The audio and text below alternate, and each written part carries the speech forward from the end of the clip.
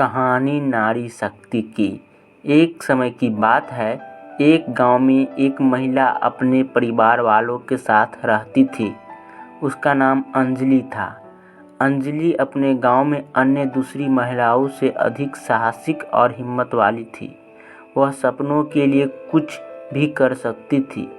वह अपने सपनों को साकार करने के लिए बहुत मेहनत किया करती थी। एक दिन की बात है, अंजलि ने देखा कि गांव में पंचायत का चुनाव होने वाला है। बहुत सारे लोग अपना अपना नामांकन का पर्चा भर रहे हैं। अंजलि ने भी हिम्मत बांधी और मुखिया पद के लिए नामांकन भरने के लिए तैयार हो गई। यह बात आग की तरह गांव में फैल गई कि अंजलि मोहन की बहुरिया मुखिया पद पर चुनाव लड़ेगी। मोहन अब इस दुनिया में नहीं है। वह बड़ा ही अच्छा आदमी था। वह सभी लोगों की मदद किया करता था। वह अक्सर लोगों को कोई काम करते देखता तो वह उसकी मदद करने चल पड़ता। गांव में अगर किसी की शादी हो या कोई स्वर्ग सिधार गया हो या कोई अन्य काम हो, लोग मोहन को ही याद किया करते थे। मोहन को जब कोई व्यक्ति किसी काम के लिए बुलाने आता तो मोहन अपना काम छोड़कर दूसरे के काम में मदद के लिए दौड़ पड़ता। मोहन बड़ा ही शांत और विनम्र स्वभाव का आदमी था। वह तो था बहुत गरीब, कभी कभार तो उसे भूखे पेट ही सोना पड़ता था। कई ऐसे लोग गांव में थे जो मोहन से मदद तो ले लेते मगर उसकी कोई मदद नहीं करते। परंतु गांव में कुछ ऐसे भी लोग थे जो मोहन को बहुत ही सम्मान दिया करते थे। इन्हीं कुछ लोगों की मदद से मोहन का गुजारा हो जाता था। मोहन का एक बेटा भी था, रामू।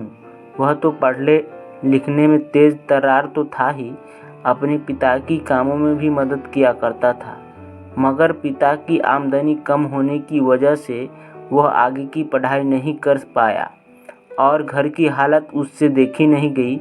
वह पढ़ाई बीच में ही छोड़कर शहर चला गया और वहाँ एक प्राइवेट कंपनी में नौकरी करने लगा, जिससे घर की हालत कुछ सुधरी। कुछ समय बाद मोहन ने एक अच्छी सी लड़की देखकर रामू का ब्याह कर दिया। रामू भी इतनी अच्छी पत्नी पाकर बहुत ही खुश था, क्योंकि उसकी पत्नी अंजलि पढ़ी लिखी और होशियार थी। जब वह गांव आई तो इस गांव की और अपने परिवार की हालत देखकर बहुत ही दुखी हुई। गांव की सड़कें टूटी हुई थी, सड़कों में जगह जगह गड्ढे बने हुए थे। गांव में पानी जमा था जो सड़ रहा था, लोग बीमार पड़ रहे थे। गांव में कोई अस्पताल नहीं था। जो सरकारी ओहदे पर बैठे हुए थे वह एक एक पैसा गबन कर जाया करते थे और गांव के गरीब मजदूर किसान उन लोगों के आगे मजबूर हो गए थे। किसी की हिम्मत नहीं हुई थी कि वह सब सरकारी ओहदे पर बैठे मुखिया या अन्य लोगों को कुछ कहते। ऐसा नहीं है कि इन लोगों ने उन्हें अपनी गांव की परेशानी के बारे में नहीं बतलाया, मगर उन लोगों के कानों पर जूं तक नहीं रेंगता था और वह मन ही मन सोचने लगी कि एक दिन वह जरूर इस गांव की हालत सुधारेगी। अंजलि के शादी के 2 साल बाद भी गांव की हालत नहीं सुधरी।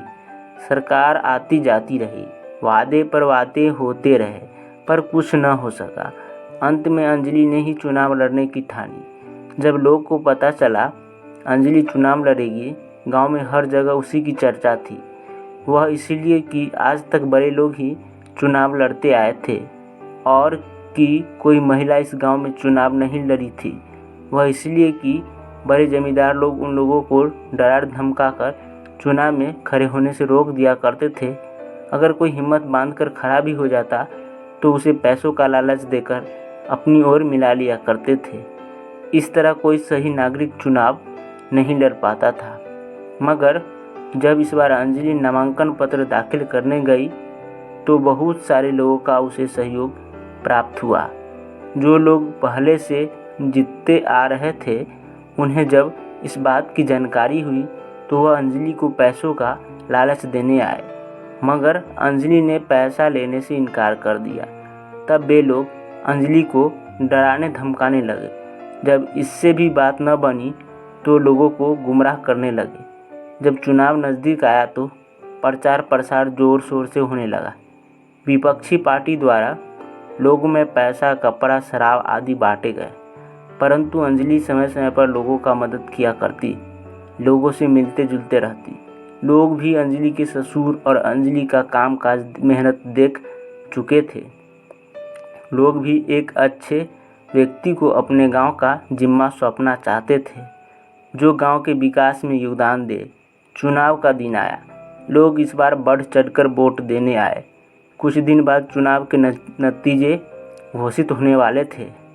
अंजलि का दिल जोर जोर से धड़क रहा था कि क्या होगा, क्या नहीं।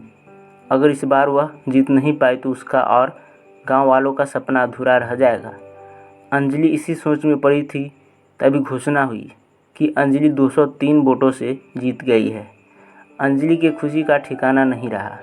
उसके समर्थकों में खुशी की लहर दौड़ पड़ी।